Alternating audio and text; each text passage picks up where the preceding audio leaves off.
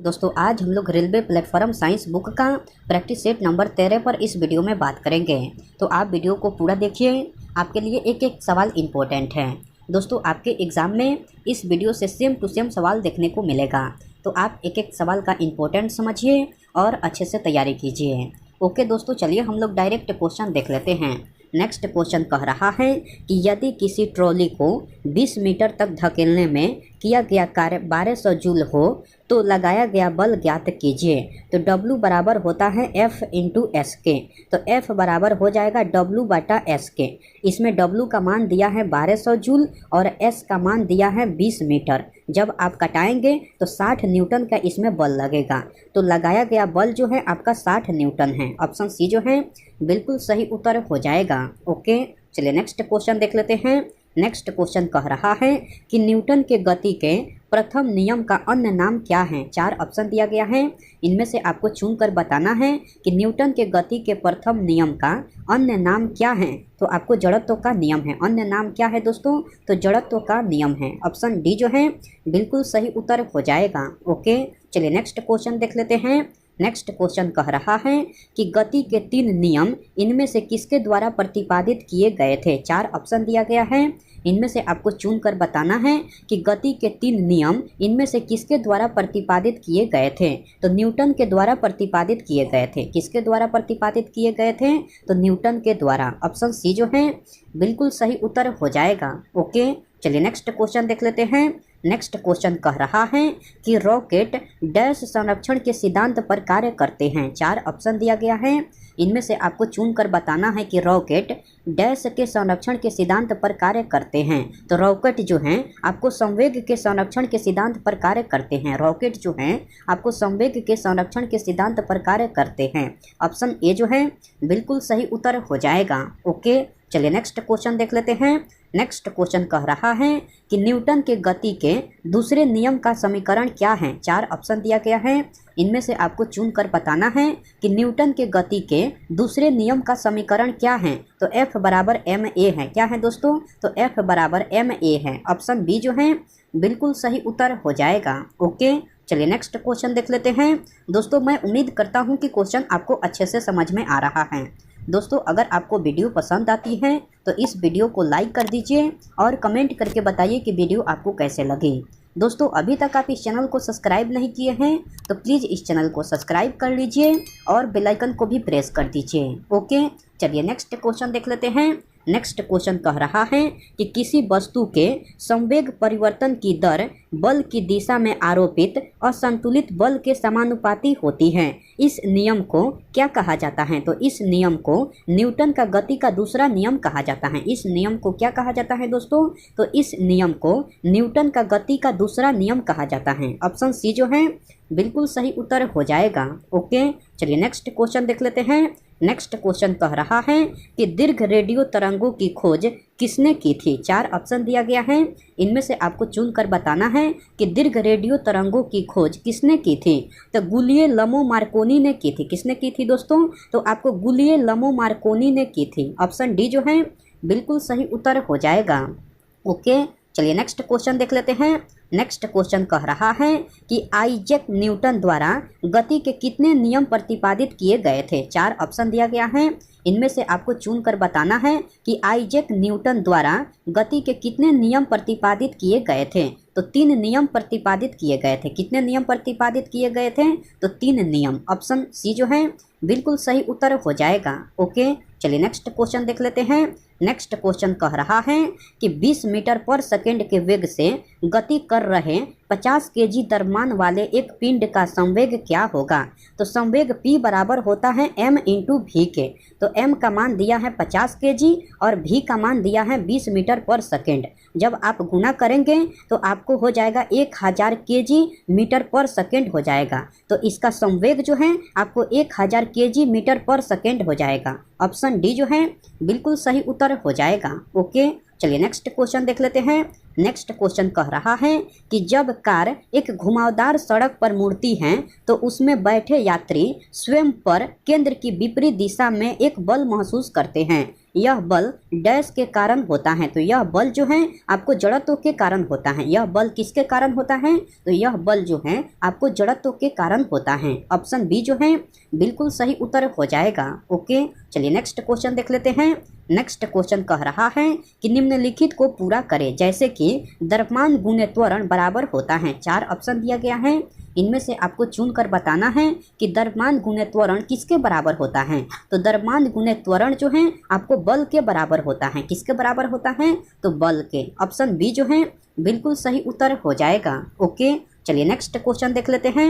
Next question कह रहा है कि बल लगाकर निम्न में से किसे परिवर्तित किया जा सकता है। 4 ऑप्शन दिया गया है, इनमें से आपको चुनकर बताना है कि बल लगाकर निम्न में से किसे परिवर्तित किया जा सकता है। तो किसी वस्तु की संवेग की अवस्था को परिवर्तित किया जा सकता है। बल लगाकर किसी वस्तु की संवेग की अवस्था को परिवर्तित किया जा सकता है। ऑप्शन डी जो है बिल्कुल सही उत्तर हो जाएगा। ओके, चलिए नेक्स्ट क्वेश्चन देख लेते हैं।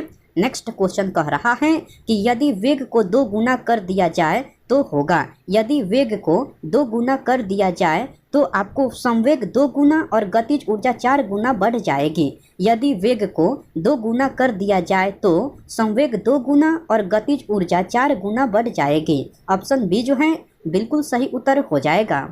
ओके, चलिए नेक्स्ट क्वेश्चन देख लेते हैं।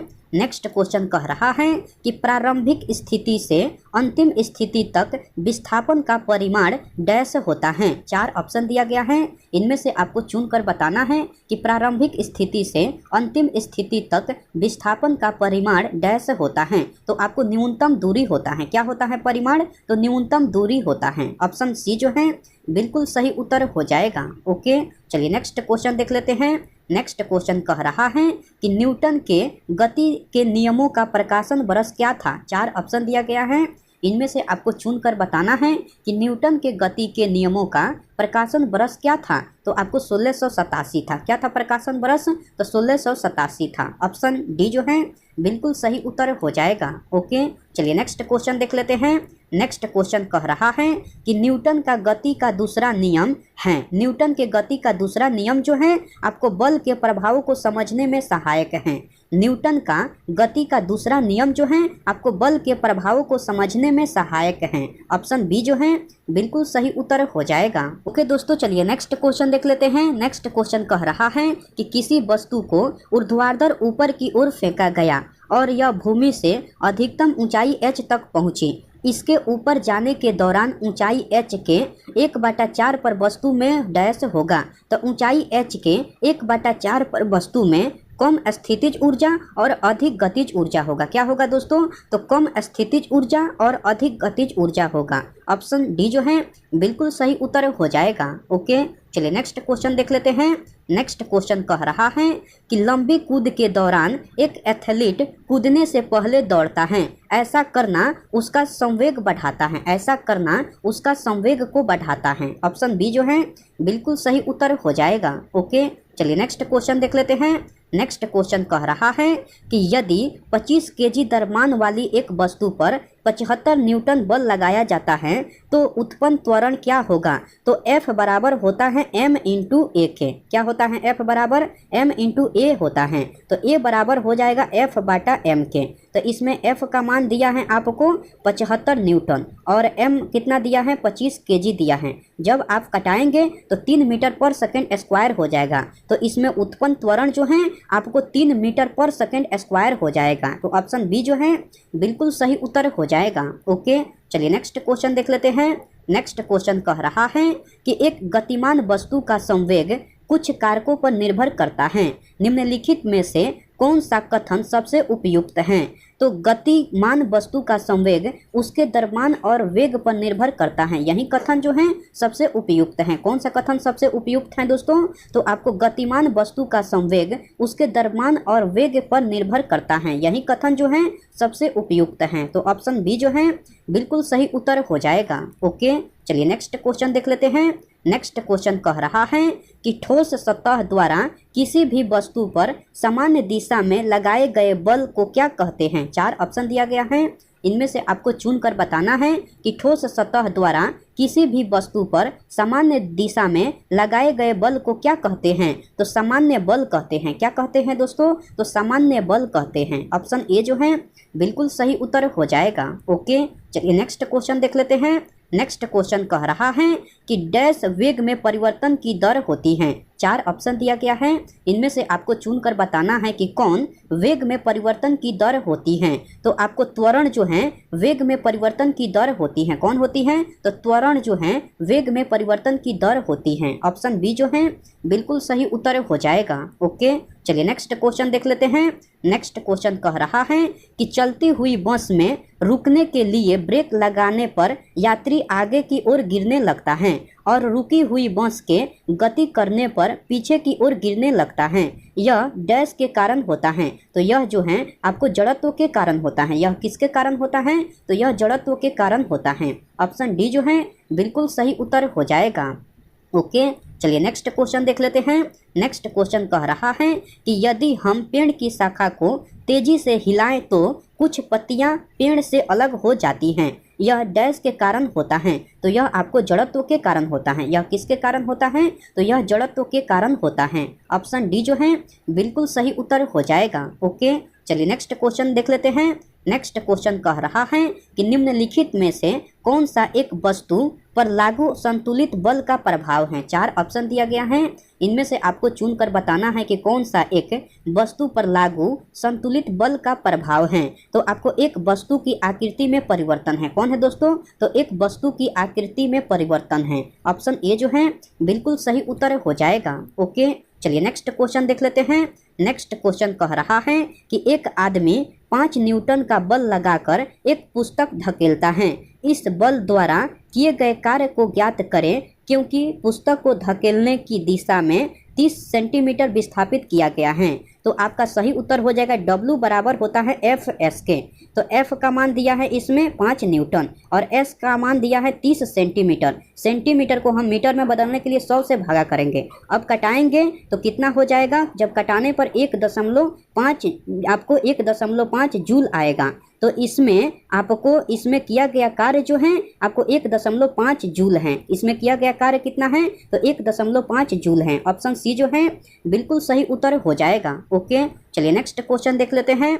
नेक्स्ट क्वेश्चन कह रहा है कि एक टकराव में डैश हमेशा की बचत की जाती है। तो एक टकराव में आपको संवेग हमेशा की बचत की जाती है। एक टकराव में संवेग की हमेशा बचत की जाती है। ऑप्शन डी जो है बिल्कुल सही उत्तर हो जाएगा। ओके, चलिए नेक्स्ट क्वेश्चन देख लेते हैं। नेक्स्ट क्वेश्चन कह रहा है कि आपको एक अचल स्थिति से शुरू करके सोनी साइकिल द्वारा 30 सेकेंड में 60 मीटर पर सेकेंड की गति पकड़ती हैं। साइकिल के त्वरण की गणना करें। तो साइकिल का त्वरण ए बराबर हो जाएगा आपको V/S के। तो V का मान कितना दिया है? 60 मीटर पर सेकेंड और S का मान दिया है 30 सेकेंड। जब आप कटाएंगे तो आपको हो जाएगा 2 मीटर पर सेकेंड स्क्वायर। तो आपको साइकिल के त्वरण का मान जो है आपको हो जाएगा 2 मीटर पर सेकेंड स्क्वायर हो जाएगा। कितना हो जाएगा? तो 2 मीटर पर सेकेंड स्क्वायर। ऑप्शन ए जो है बिल्कुल सही उत्तर हो जाएगा। ओके, चलिए नेक्स्ट क्वेश्चन देख लेते हैं। नेक्स्ट क्वेश्चन कह रहा है कि यदि किसी गतिमान पिंड की वेग 2 गुना कर दी जाए तो डैश होगा। 4 ऑप्शन दिया गया है, इनमें से आपको चुनकर बताना है कि यदि किसी गतिमान पिंड की वेग 2 गुना कर दी जाए तो आपको इसका संवेग 2 गुना हो जाता है। तो क्या होता है? तो इसका संवेग भी 2 गुना हो जाता है। ऑप्शन ए जो है बिल्कुल सही उत्तर हो जाएगा। ओके, आज का प्रैक्टिस सेट में इतना ही सवाल था। मैं उम्मीद करता हूँ कि सारे सवाल आपको याद हो गया होगा। दोस्तों, अगर आपको सारे सवाल याद नहीं हुआ है तो आप इस वीडियो को फिर से देखिए। आपके लिए एक एक सवाल इम्पोर्टेंट है। आपके एग्ज़ाम में इस वीडियो से सेम टू सेम सवाल देखने को मिलेगा। ओके, मैं आपसे नेक्स्ट वीडियो में मिलता हूँ। तब तक के लिए टेक केयर दोस्तों।